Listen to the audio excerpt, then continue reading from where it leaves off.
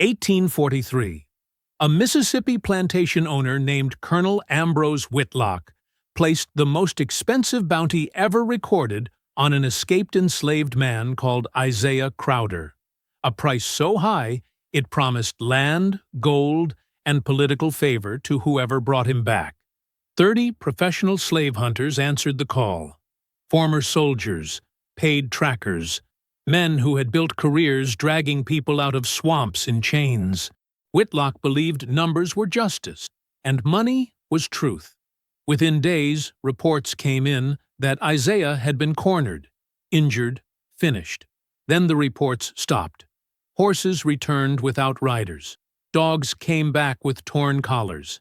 By the end of the month, all 30 hunters were gone.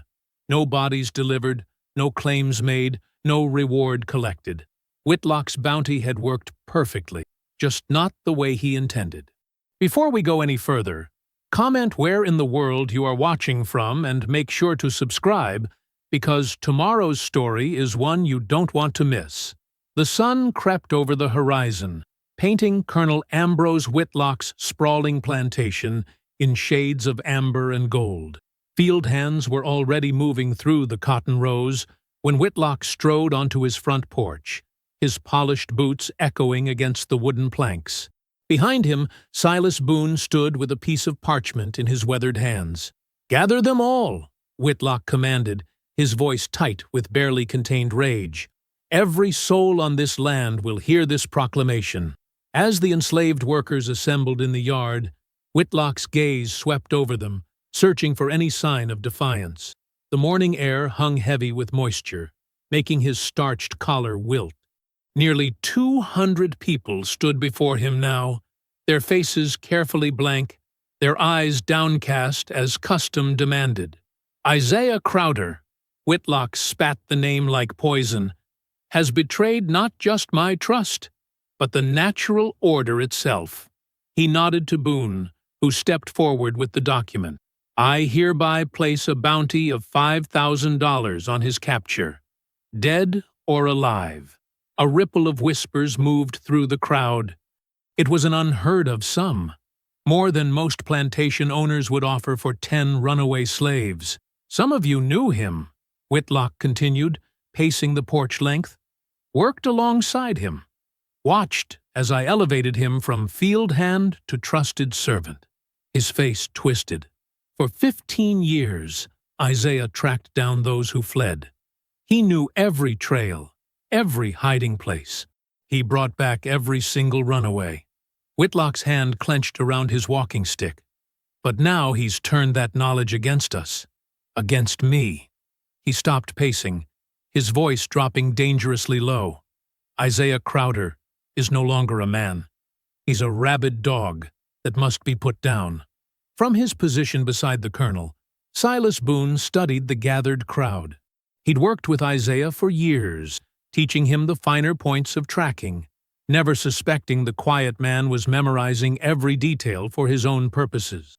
The betrayal stung, but not as much as the fear that had kept him awake these past nights. Isaiah knew too much about how the plantation system worked, its weaknesses, its secrets. By mid-morning, the first slave hunters began arriving. They came on horseback, leading packs of baying hounds, their weapons gleaming in the strengthening sun. Whitlock greeted each one personally on the porch, while Boone recorded their names in a ledger. 30 of the best trackers in 3 states, Whitlock announced proudly to his gathered hunters. "With your combined skills, Isaiah Crowder's days of freedom are numbered." He unfurled a detailed map across a table. "He knows these swamps, yes, but so do you. And you have what he doesn't: numbers, dogs, and my resources at your disposal." As the hunters pored over the map, marking likely routes and discussing strategy, Boone noticed something that made his stomach turn. They were all treating this like any other runaway case. But Isaiah wasn't just any runaway. He'd spent years studying these very men, learning their methods while pretending to assist them. Miles away, deep in the swamp where the water ran black and the cypress trees grew thick, Isaiah Crowder sat perfectly still on a raised platform he'd built months ago. He'd known this day would come, known it from the moment he'd first been forced to track down another human being. Every capture, every forced return had been a lesson, not in submission, as Whitlock believed, but in preparation. The platform was one of many he'd constructed during his years of service, under the guise of hunting camps, each one strategically placed, stocked with supplies, connected by paths only he knew. While appearing to serve Whitlock faithfully, he'd been building an invisible fortress in the wilderness. Through the dense canopy, Isaiah could see a thin column of smoke rising from the direction of Whitlock's plantation. The signal he'd been waiting for. The hunters were gathering, preparing to enter his domain. He checked his carefully maintained rifle, a weapon he'd been allowed to carry as Whitlock's tracker.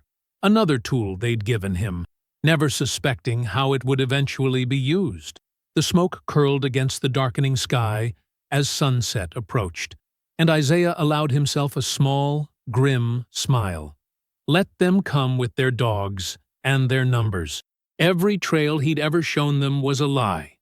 Every shortcut he'd shared led to dead ends. The real paths, the safe routes, he'd kept locked away in his mind, waiting for this moment. The hunters would enter the swamp confident in their knowledge, never suspecting that for 15 years Isaiah had been crafting their doom with the patience of a spider spinning its web. This wasn't an escape. It was an invitation.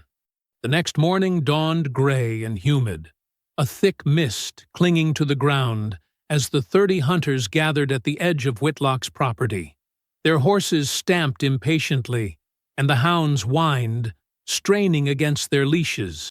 Isaiah watched from the shelter of a massive live oak, his body pressed against the rough bark, completely still. "We'll split into groups of 5, announced Marcus Wade, a burly hunter known for his cruelty. "Each team takes a section. He's just one man. He can't watch all directions at once." Wade's confidence made Isaiah's lips twitch in a slight smile. He'd tracked alongside Wade before, knew the man's tendency to rush ahead of his dogs when he thought prey was near. Through the morning haze, Isaiah studied each group as they formed. He recognized most of them. Men he'd pretended to respect while learning their habits, their weaknesses. There was Tom Blackwood, who drank heavily at night. The Saunders brothers, who trusted their guns more than their instincts. Young Peter Cole, on his first major hunt, trying to hide his nervousness behind bravado.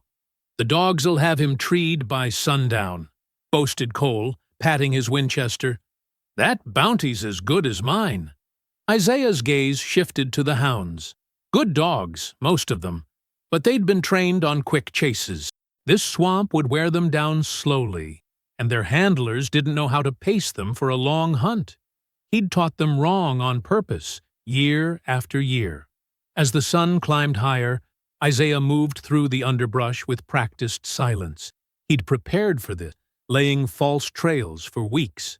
Now he added fresh signs, a broken branch here, a muddy footprint there. Each mark calculated to separate the hunting parties, to draw them deeper into the labyrinth he'd created. Near a shallow creek, he dragged his boot deliberately through soft mud, pointing the track north. But the real trail, visible only to eyes that knew the swamp's secrets, led east through a series of submerged cypress knees. Isaiah had spent years mapping these hidden paths while pretending to search for others. By midday, the hunting parties had spread out across miles of swampland. Isaiah could hear their shouts growing more distant, more frustrated. The dogs' barking echoed confusingly off the water and trees. He'd designed it this way, sound traveling strangely through the cypress stands, making distance and direction impossible to judge. From his vantage point in a tall sweet gum tree, Isaiah watched Tom Blackwood's group follow the False Creek Trail. Their horses struggled in the deepening mud, exactly as he'd planned. Behind them, Peter Cole's party had veered off, following another set of misleading tracks. The groups were splitting further apart, each convinced they were on the right path. The afternoon heat rose thick and stifling. Isaiah moved like a shadow through the trees, checking his preparations. Each step was planned, each trap laid months or years in advance. He'd used his position as Whitlock's tracker to build this maze, claiming to create hunting blinds and patrol routes while actually designing a deadly puzzle box. As the sun began to set, Isaiah positioned himself near a particular cypress tree.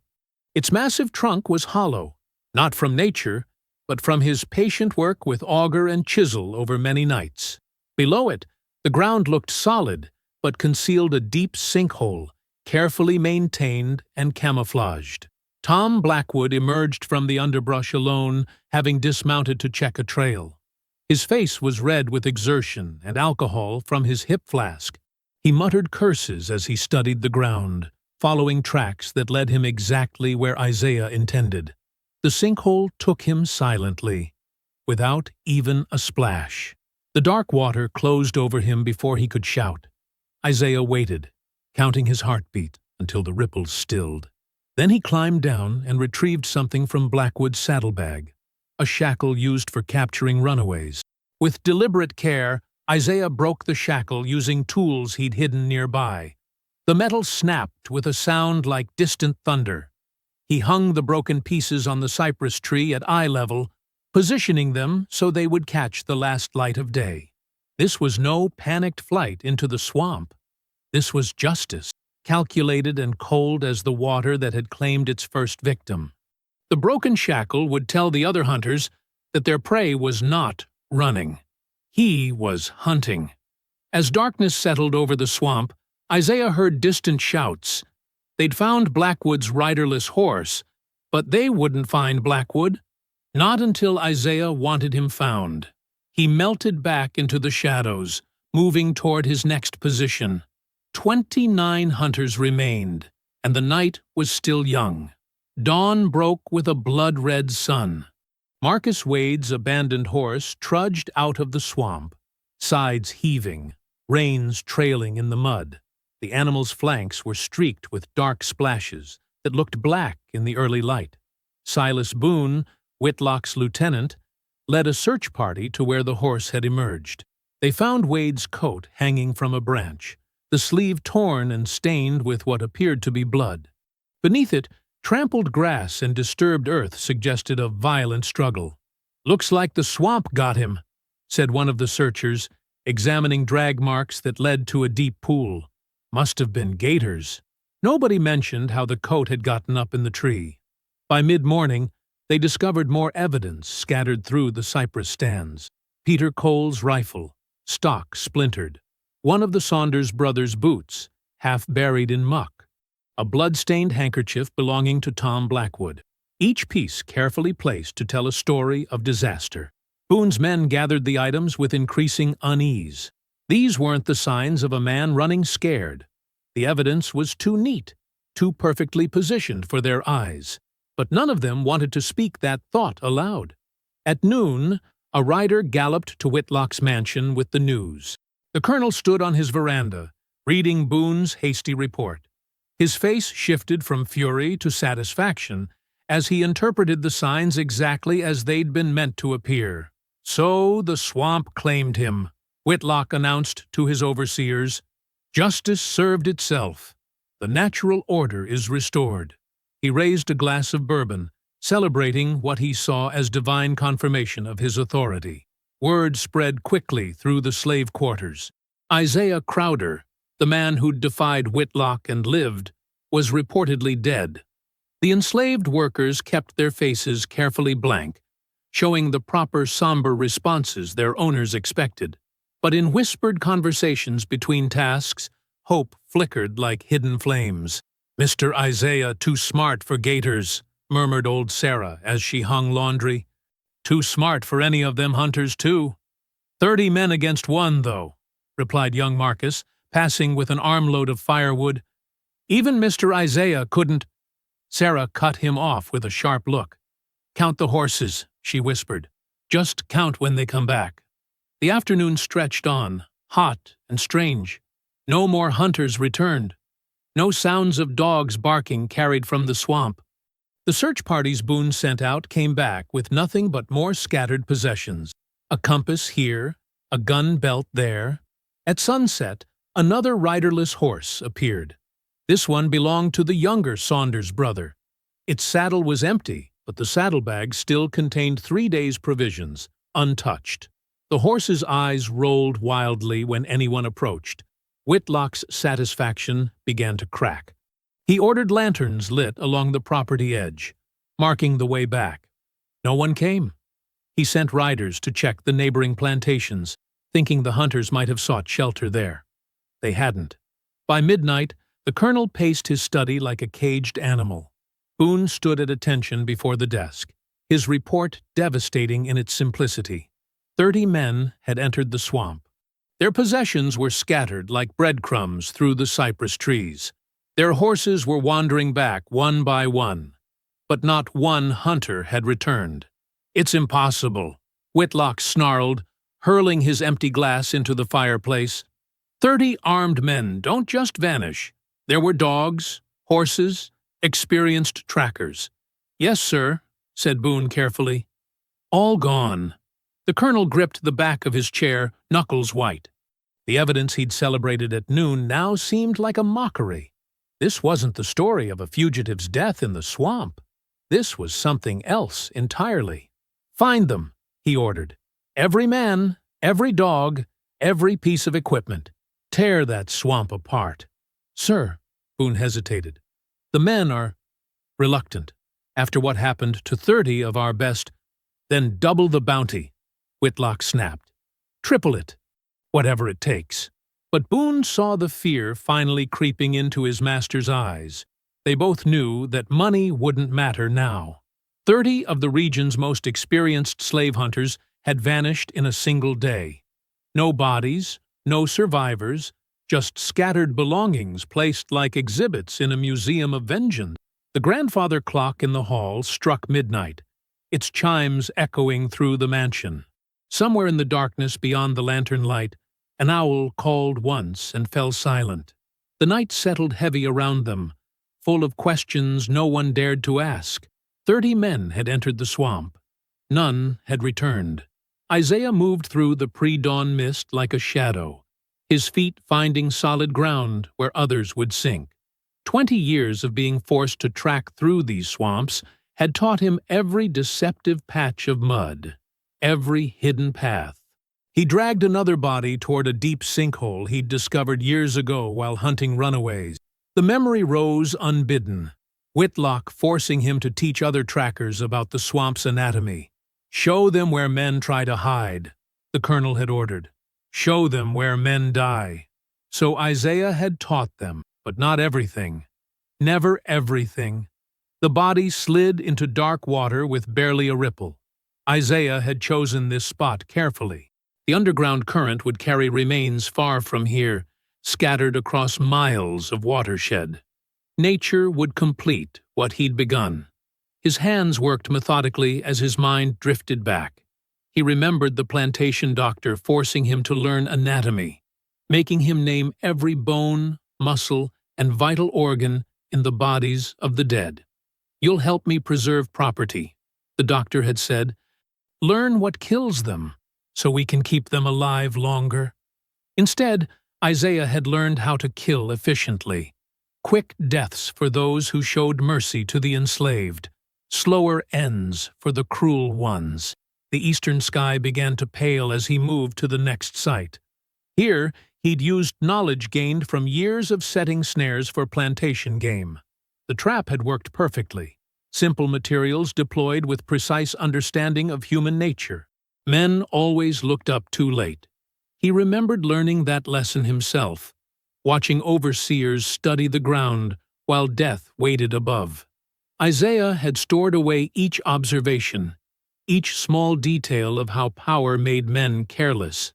Near a cypress grove, he gathered scattered equipment, arranging it to suggest struggle and flight. He'd learned this art from Whitlock himself, who loved to stage elaborate scenes after recapturing runaways.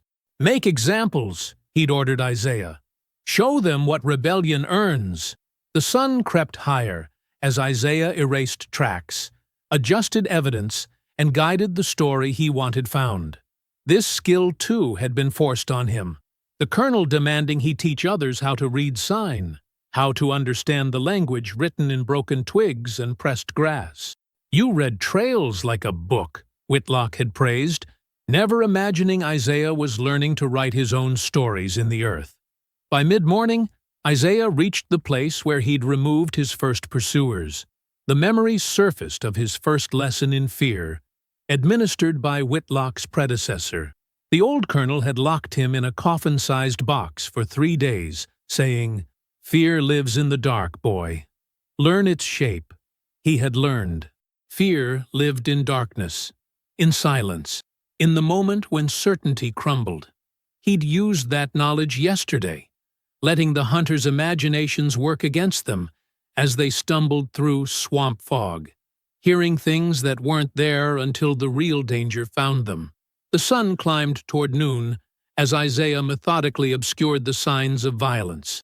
He remembered being 12, watching his mother vanish into a trader's wagon. She taught him patience in her final whispered words, "Survive, learn, remember." He had survived. He had learned. He remembered everything. Afternoon heat brought mosquitoes and memories of the overseer who'd taught him about pain. "Some men break quick," the man had lectured while working with the whip.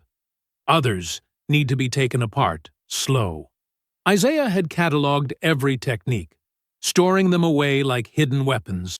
In the dense shade of cypress trees, he checked his last few traps. Most had sprung clean and quick, a mercy he hadn't been obligated to grant. The skills that had been beaten into him could have been turned to far darker purpose. The day's heat began to fade as Isaiah completed his work. 30 men who had built lives hunting human beings would never hunt again. Their bodies would feed the water and the soil, their gear scattered to tell a story of defeat and disappearance. As dusk approached, Isaiah paused at the base of an ancient oak. He pressed his forehead against the rough bark, allowing himself one moment of grief, not for the men he'd eliminated, but for the healer he might have become instead of this instrument of death. The young boy who had wanted to learn medicine, not anatomy's vulnerabilities. The man who could have built homes instead of traps. "You made me," he whispered to absent masters. "Everything I am, you created. Everything I know, you taught. Everything I do, you shaped." The last light faded from the cypress grove. Isaiah straightened, his moment of mourning complete. He had been forged into a weapon by those who never imagined it would turn against them. They had educated him in anatomy, terrain, and fear. They had given him everything he needed to destroy them. He became still as the swamp darkness deepened around him, listening to night birds resume their calls. The weapon they'd crafted was now fully deployed. There would be no more lessons. Colonel Whitlock's study blazed with lamplight as he paced before assembled militia captains. Maps covered his mahogany desk, marked with red ink where hunters had vanished. His fingers trembled slightly as he poured another glass of bourbon. 30 men, 30 of the finest trackers in 3 states, gone. He slammed the glass down, liquid sloshing. This is no longer about one piece of property. This is an insurrection. Captain James Morton, a weathered veteran of border skirmishes, studied the map. "With respect, Colonel, one man couldn't—" "One man?" Whitlock's voice cracked like a whip. "That one man spent 20 years learning every secret of this territory. I made him master of these swamps. I taught him." He stopped, jaw clenching. "What exactly did you teach him, Colonel?" Morton's question hung in the thick air. Whitlock turned to the window, staring into darkness. Everything necessary to maintain order. Tracking, anatomy, how to break men's will. His reflection showed a tight smile. He was quite gifted. The other captains exchanged uneasy glances. They commanded local militias, meant for putting down large rebellions, not hunting shadows through swamps. "I want 50 men ready by dawn," Whitlock continued. "Armed for war. We'll sweep the entire territory." "My men aren't trackers," Captain Morton objected. "In that terrain? Then we'll burn the terrain." Whitlock stabbed a finger at the map. "Drain the swamps, cut down the forests, smoke him out like the animal he is." A rider's approach scattered gravel in the drive. Moments later, Silas Boone burst in, his usual composure shattered. "Colonel, the Beaufort plantation." "What about it?" "Abandoned. Everyone's gone, house servants, field hands, even the overseer." Whitlock's glass shattered against the wall. "When?" "Must have been during the night. They didn't take much, just disappeared. And—" Boone swallowed. "They found messages, carved into trees, in their quarters, telling them where to go, how to avoid patrols." The colonel's face went slack. "He's not just killing hunters. He's dismantling everything." His voice dropped to a whisper. "Everything I built." Dawn painted the sky blood red as riders spread news across the county. Plantations found quarters empty, work tools abandoned. Those who remained spoke of whispered messages, hidden paths, promises of protection. Isaiah's knowledge, paid for with 20 years of forced service, was being turned against the entire system. By mid-morning, panic spread through the planter class. Whitlock's mansion filled with wealthy neighbors demanding action, their facades of genteel authority cracking. "My best house servant vanished," Edward Beaufort raged. 30 years of loyalty, gone in a night." "They're watching us," Sarah Caldwell whispered, gripping her shawl. "In our own homes. Waiting." "Waiting for what?" someone asked. No one answered. They all knew. Whitlock stood at his study window as the sun climbed higher, watching more riders approach with fresh reports of disappearances. His hand kept straying to his collar, adjusting it against phantom pressure. Silas Boone entered quietly. "Militia's assembled, Colonel. 50 men. Well armed." "Not enough." Whitlock didn't turn. "Send riders to Augusta and Charleston. Offer gold for experienced men. I want 100 more by week's end." "Sir," Boone hesitated. "The men are asking questions. About Isaiah. About what he knows." "What he knows?" Whitlock finally turned, eyes fever-bright. "He knows where every prominent family sleeps, every patrol route, every hiding place, every weakness in our entire society." His laugh held no humor. "Because I ordered him to learn it all." Evening painted the sky purple as Whitlock strode to the militia's camp. Fires dotted the grounds like fallen stars, illuminating nervous faces. These men had signed up to maintain order through shows of force, not to fight a ghost who killed without confrontation. "Your colonel has something to say," Boone announced. Whitlock mounted a wooden platform, lamplight casting his shadow huge against the gathering dark. "You've heard the whispers about one man destroying everything we've built, making our property vanish, making our hunters disappear." He paced the platform's length. "They say he's a demon, a spirit of vengeance, but I made him. I know exactly what he is. A man. A clever, patient man who's finally showing his true nature." His voice rose. "I will hunt him myself. I will remind him what true mastery means, and I will make an example that will echo through generations." The men shifted uncomfortably as Whitlock's voice took on a preacher's cadence. "Every tree he hides behind will burn. Every swamp he swims will drain. Every shadow he claims will be ripped away until he kneels before me again." In the firelight, sweat gleamed on his face like fever. His eyes held the desperate gleam of a man watching his world dissolve, unable to admit his own role in its undoing. "I created him," Whitlock whispered, almost to himself, "and I will unmake him." The fires crackled in the growing dark. No one spoke. They recognized the edge in their commander's voice. The moment authority tipped into obsession, order into madness. Dawn mist clung to the cypress trees as Silas Boone led his small patrol through the swamp. 4 men followed, keeping close formation despite their obvious unease. They moved cautiously, checking every shadow. Isaiah watched from above, perfectly still on a wide branch. He'd studied Boone's habits for 20 years. The man's preference for morning patrols, his tendency to take the same routes, pride masking fear. A soft whistle caught Boone's attention. He raised his hand, signaling his men to stop. "There! Did you hear?" The ground disappeared beneath their feet. Isaiah had spent days preparing this trap, digging deep and covering it with fresh-cut marsh grass.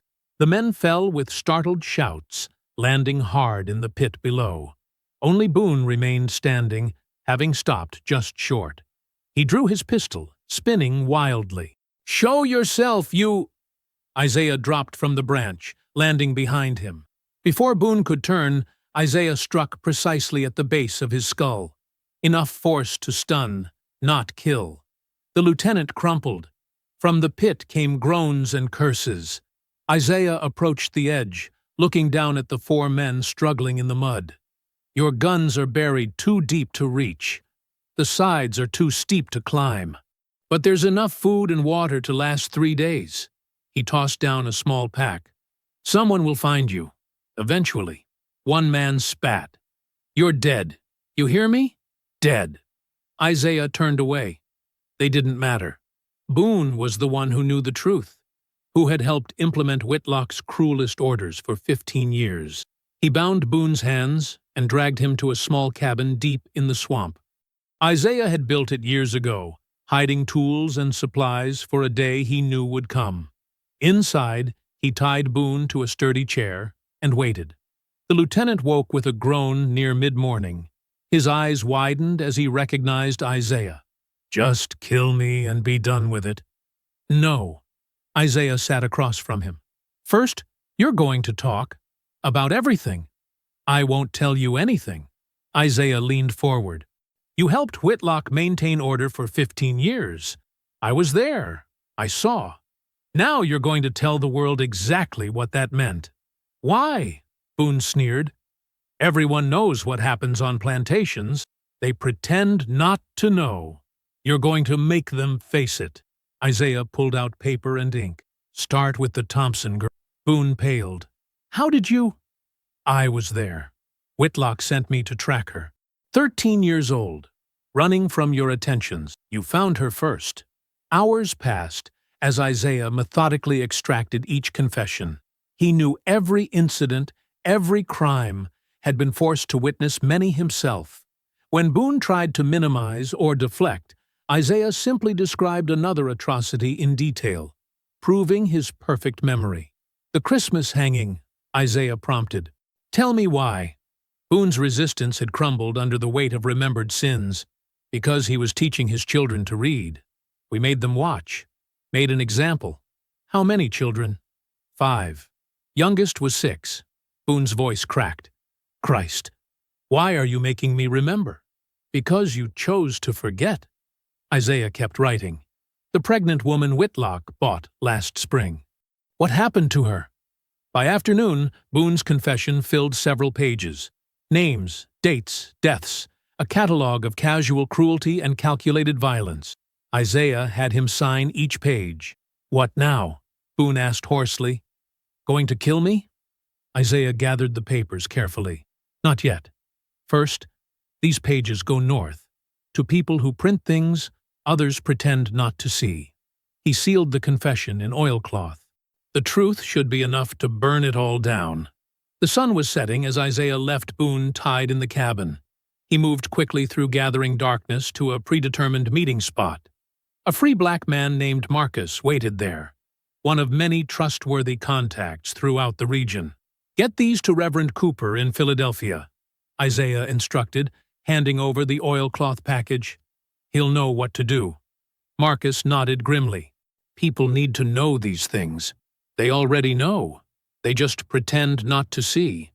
Isaiah watched Marcus disappear into the twilight. Maybe this will force them to look. For a brief moment, as purple evening settled over the swamp, Isaiah allowed himself to hope. Hope that truth alone might be enough. That exposing these horrors to light would finally force change. The last rays of sun faded from the cypress trees. In the distance, an owl called, a sound like morning.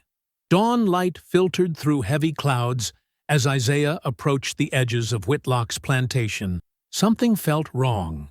Too much movement, too early. Raised voices carried across the fields.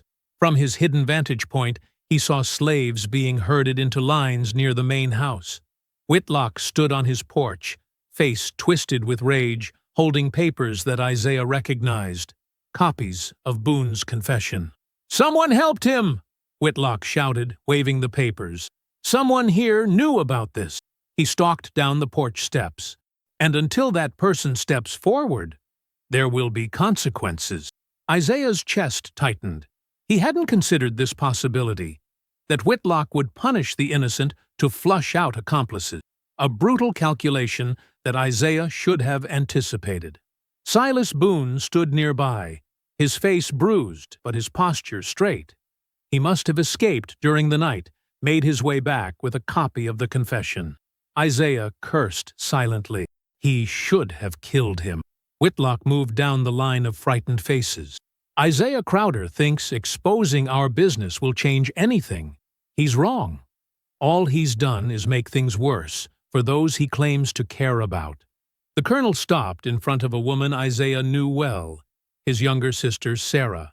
She worked in the main house, had somehow survived 20 years of Whitlock's ownership. Her chin lifted slightly as Whitlock studied her. "You always were proud, girl. Like your brother." Whitlock's voice carried clearly. "Too proud by half." "I ain't seen Isaiah since he left," Sarah said steadily. "But I thank God every day he got away from you." Whitlock's hand cracked across her face. "Your brother's actions have consequences. I've already sent word to the traders. They'll be here by noon." Isaiah's fingers dug into the tree bark. The traders. Selling Sarah south would be a death sentence. The sugar plantations worked people until they broke. He had to act now, had to stop this. But as he tensed to move, Sarah's eyes swept the tree line. Somehow, she knew he was watching. Her slight head shake was barely perceptible. "Don't," her eyes said. "Don't waste everything for me." Isaiah remained frozen as the morning crept by. The traders arrived with heavy chains and a waiting wagon. He watched them inspect Sarah like livestock, commenting on her age and build. Whitlock haggled over the price as if discussing cattle. "Good house servant," Whitlock said, "but getting older. Might get 3 or 4 years of field work from her in Louisiana." The trader nodded. 1,500. 2,000. She's got skills. Cooking. Sewing. Numbers in her head. They settled on 1,800. Isaiah memorized the trader's face, his distinctive limp, memorized the way Sarah squared her shoulders as they chained her. As the wagon pulled away, Whitlock addressed the assembled slaves again. "Let this be a lesson. Every defiance will be punished. Every rebellion will cost someone dear to you." The crowd dispersed slowly, heads bowed. Isaiah remained hidden until the sun peaked, watching Whitlock strut across his porch like a rooster restored to his barnyard throne. By afternoon, Isaiah had tracked the trader's wagon 10 miles south. He could attack tonight, free Sarah and any others they carried. But the risks were enormous. The traders traveled armed and ready, expecting rescue attempts. A failed rescue would mean instant death for Sarah. And even if he succeeded, where could she go? The entire region would be watching for escaped slaves. Every patrol would be doubled. She'd never make it north. The sun set as Isaiah wrestled with his choices. He thought of Boone's confession, the truth he'd tried to expose. But Whitlock had turned even truth into a weapon against the innocent. Night settled over the swamp as Isaiah accepted what he'd known all along. Exposure wasn't enough. Appeals to conscience wouldn't work on men who had none. He'd tried to fight brutality with truth, and his sister was paying the price. He touched the tree beside him, feeling the rough bark under his fingers. How many times had he tracked people through these swamps? How many had he dragged back to chains? Because he'd told himself he had no choice. There was always a choice. He saw that now. The darkness deepened around him. Somewhere south, Sarah endured her first night in chains, headed toward a slow death in the cane field, because he'd chosen truth over action, mercy over justice. An owl called nearby, 3 sharp notes like a warning. Isaiah straightened, his decision made. Mercy had failed. The time for half measures was over. He turned north, toward the cabin where he'd questioned Boone. Unfinished business waited there. By morning, Whitlock would learn the true cost of his retaliation. Dawn painted the sky blood red as Isaiah moved through the swamp with purpose. He left clear signs now, not the subtle marks of an escaping slave, but deliberate messages that only Whitlock would understand. At the first landmark, Isaiah carved a symbol into a cypress tree, the same mark Whitlock branded his slaves with. Below it, he hung a broken collar, its metal gleaming dully in the early light. This was no desperate flight. It was an invitation. Isaiah worked methodically through the morning, marking a trail that would lead Whitlock's militia deeper into the wilderness. He chose his route carefully, moving through areas where the ground looked solid but would swallow unwary horses, past water moccasin nests, through patches of poison sumac that would leave men blistered and blind. By mid-morning, he heard the first distant shouts. Whitlock had assembled his militia quickly. Isaiah counted at least 20 voices. They'd found his first marker, just as planned. He smiled grimly as he continued his work. At each new location, Isaiah left something personal of Whitlock's. Items stolen from the plantation house over years of forced service. A monogrammed handkerchief, a silver pocket watch, a carved ivory pipe.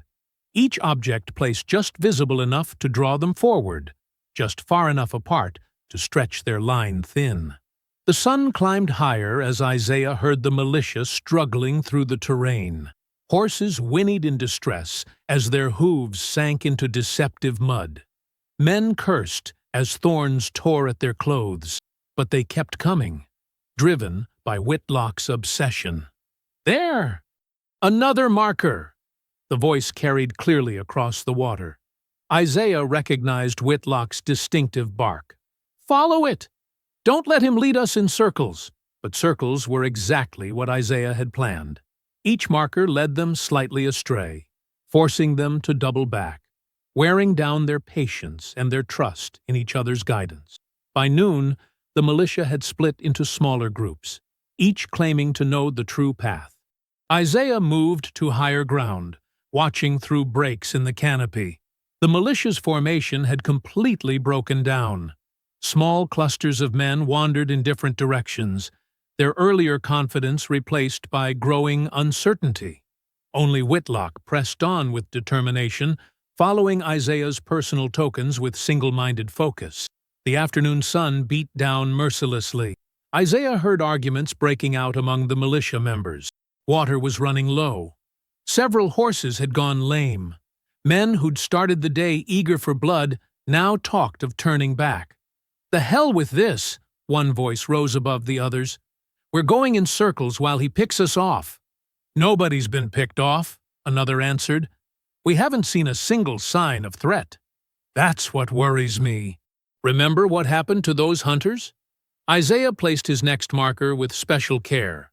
Whitlock's prized dueling pistol, taken years ago when the colonel was deep in his cups. The weapon lay conspicuously on a fallen log, its brass fittings catching the light. The discovery sent predictable waves of chaos through the militia. Some saw it as proof they were closing in. Others read it as a warning, a reminder of what Isaiah was capable of. Arguments turned to shoving matches. "Enough!" Whitlock's voice cracked like a whip. "You cowards can crawl back to your holes. I'll find him myself." But as the sun began its descent, even Whitlock's iron control was fraying. His horse was spent, stumbling over roots and vines. The militia had scattered completely, small groups picking their way back toward familiar territory. The colonel found himself increasingly alone in the deepening shadows. Isaiah watched from his hidden perch as Whitlock finally reined his horse to a stop. The colonel's fine coat was soaked with sweat and torn by brambles. His hat was gone, his face sunburned and scratched. He turned slowly in his saddle, realizing for the first time how isolated he'd become. The swamp grew darker around him. Strange calls echoed through the trees. Shapes moved in the gathering dusk. Whitlock drew his remaining pistol, starting at shadows. "Show yourself, Crowder." His voice held an edge of desperation now. "Face me like a man." But Isaiah simply watched as darkness settled over the swamp. Whitlock was alone now, cut off from his power, his authority useless among the cypress trees. The mighty colonel had become what Isaiah had once been, a single man, lost and afraid in the wilderness. The last light faded as Whitlock's horse shifted nervously beneath him. Night creatures began their chorus. The colonel's head swiveled at each sound, each movement in the darkness. His pistol trembled slightly in his hand. Isaiah melted back into the shadows. Everything was prepared. Whitlock was exactly where he needed him to be. Lost, isolated, and at the mercy of the wilderness he'd never bothered to understand. First light crept through the cypress trees, revealing Colonel Whitlock, still mounted, but slumped in his saddle. His horse stood head down in exhaustion, sides heaving. The colonel's fine coat was now mud-stained and torn, his boots cracked from the swamp water. Isaiah emerged from the shadows like a ghost. He carried no weapon. He wouldn't need one. Whitlock's head snapped up at the sound of footsteps, fumbling for his pistol. "Don't!" Isaiah's voice was quiet but carried clear authority. "You've already tried that route." Whitlock's fingers froze on the pistol grip. In the gray dawn light, his face showed a night's worth of fear etched into new lines. "You led me here deliberately," Whitlock said, trying to summon his old commanding tone. "A trap." "No trap, just justice." Isaiah moved closer, his steps measured and calm. "Dismount. I am Colonel Ambrose Whitlock. I do not take orders from— You were a colonel. You were master of a plantation. Now you're just a man in the swamp." Isaiah's voice remained level. "Dismount, or I'll spook your horse, and let the fall break your neck." Whitlock's jaw clenched, but he swung his leg over and slid down. His knees nearly buckled on impact. The horse immediately wandered away, seeking water. "Remove your coat," Isaiah commanded. "This coat is worth more than—" "It's worth nothing here. Remove it." Whitlock shrugged out of the muddied garment, letting it fall. His fine shirt beneath was soaked with sweat. "The boots next." "You can't possibly." "Everything that marks you as Colonel Whitlock comes off. Everything that gave you power over others. Strip it away." One by one, Isaiah made him remove the symbols of his station, the engraved boots, the monogrammed shirt, the signet ring, even the small gold cross he wore. Each item was tossed into the swamp water, disappearing beneath the dark surface. "You think this changes anything?" Whitlock stood shivering in his underthings, trying to maintain his dignity. "I'll still be who I am when I return." "You won't return." Isaiah circled him slowly. "But first, you'll understand what it means to be stripped of your name, your identity, your humanity, like you did to so many others. I treated my property fairly." "Property?" Isaiah's voice took on an edge. "My sister was property. The children you sold away from their mothers were property? The men you had whipped to death for learning to read?" Whitlock's face paled. "How did you—" "I watched. For years, I watched, while you made me hunt down others who tried to escape. I memorized every crime, every casual cruelty, and I waited." The sun rose higher, burning away the morning mist. Whitlock stood exposed in the harsh light, his bare feet sinking into the mud. "You're going to kill me," he said, a statement rather than a question. "No, the swamp will kill you." I'm just going to make sure you die nameless." Isaiah picked up a handful of mud. "Like all the souls you erased from their families' memories, like all the children who grew up never knowing their true names because you gave them new ones." He smeared the mud across Whitlock's face, obliterating his features. More mud followed, coating his hair, his chest, his arms. Whitlock tried to resist, but found himself overwhelmed by Isaiah's methodical strength. "Stop this! I am Colonel. That name is gone. Those powers are gone. You're nothing but mud and flesh now." Isaiah's voice remained calm as he continued his work. "You'll walk into the swamp. If you try to return, I'll break your legs and leave you for the moccasin. If you go deeper in, you might live another day or two." "You can't do this to me!" Panic finally cracked through Whitlock's voice. "I am somebody. I have rights." "Rights?" Isaiah stepped back to observe his work. "Like the rights you gave others? The mercy you showed? Walk." He prodded Whitlock forward with a stick, driving him deeper into the swamp. The former colonel stumbled, his feet bleeding on sharp cypress knees, his body shaking with fear and cold. "Please," Whitlock whispered, his pride finally breaking. "I'll give you anything." "Walk," Isaiah repeated, "into the deep water, where names don't matter, where fine clothes and titles mean nothing, where a man is just a man, facing his end alone." Whitlock took another stumbling step, then another. The water rose past his ankles, his knees. He looked back once, but Isaiah's expressionless face told him there would be no mercy. The water reached Whitlock's waist. His feet found no bottom.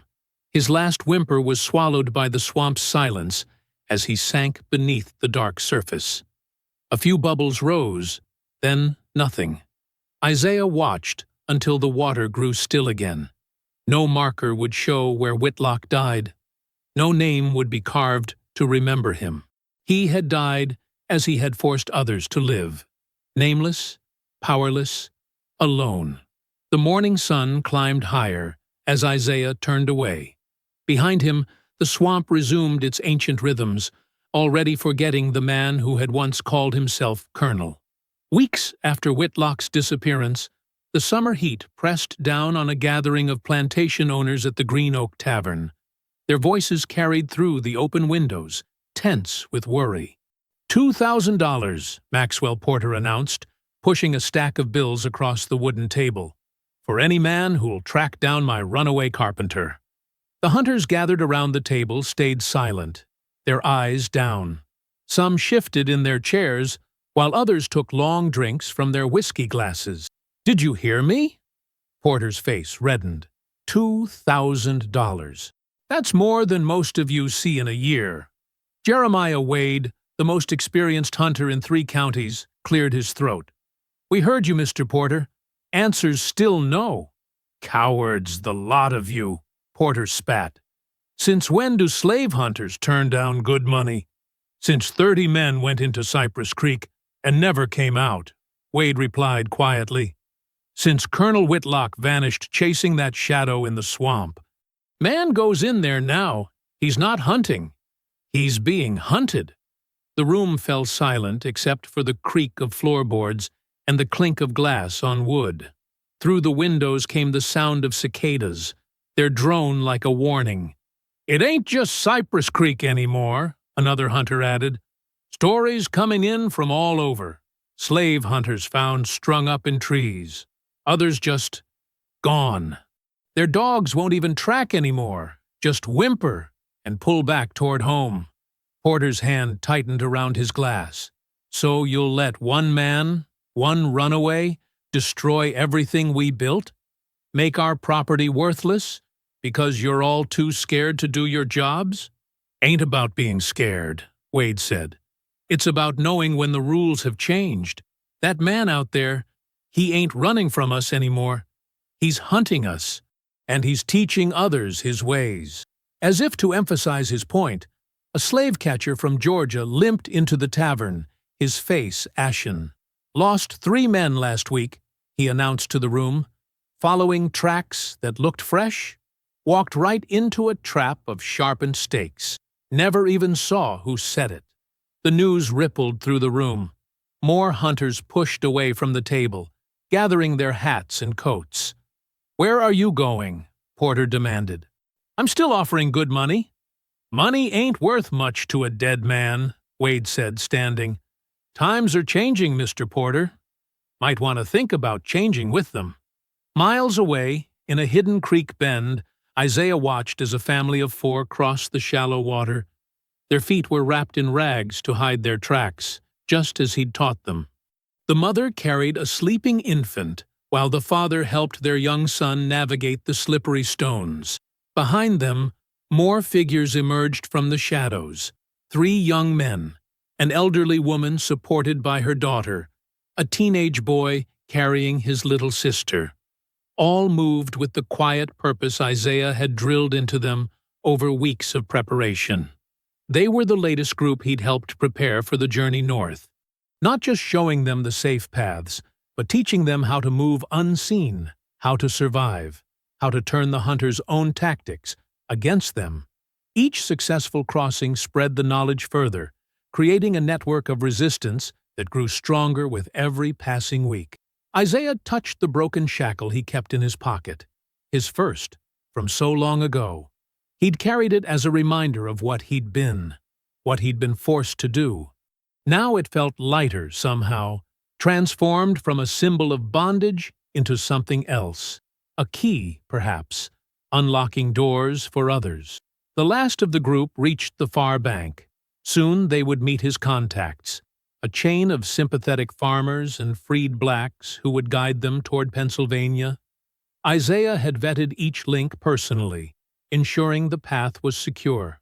He watched until they disappeared into the pre-dawn darkness, moving like shadows through the trees. Their passing left barely a trace. No broken branches, no clear footprints, nothing for the hunters to follow. They had learned well. Standing in the growing light, Isaiah felt the weight of his war lifting. The system that had tried to break him was cracking, not from direct assault, but from 1,000 small fractures. Every successful escape, every hunter who quit, every slave owner who woke to find their property gone, all were victories in a battle fought with cunning instead of force. With careful movements that left no trail, Isaiah began his own journey.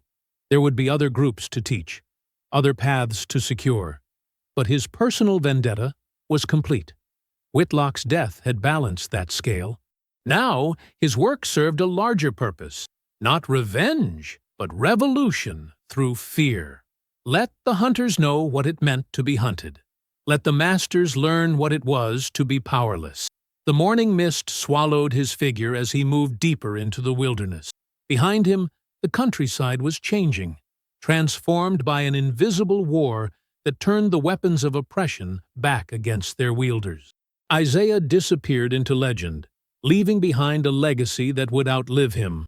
The knowledge that resistance was possible, that the hunters could become the hunted, that freedom could be taken when it wasn't given. I hope you found that story powerful. Leave a like on the video and subscribe so that you do not miss out on the next one. I have handpicked 2 stories for you that are even more powerful. Have a great day.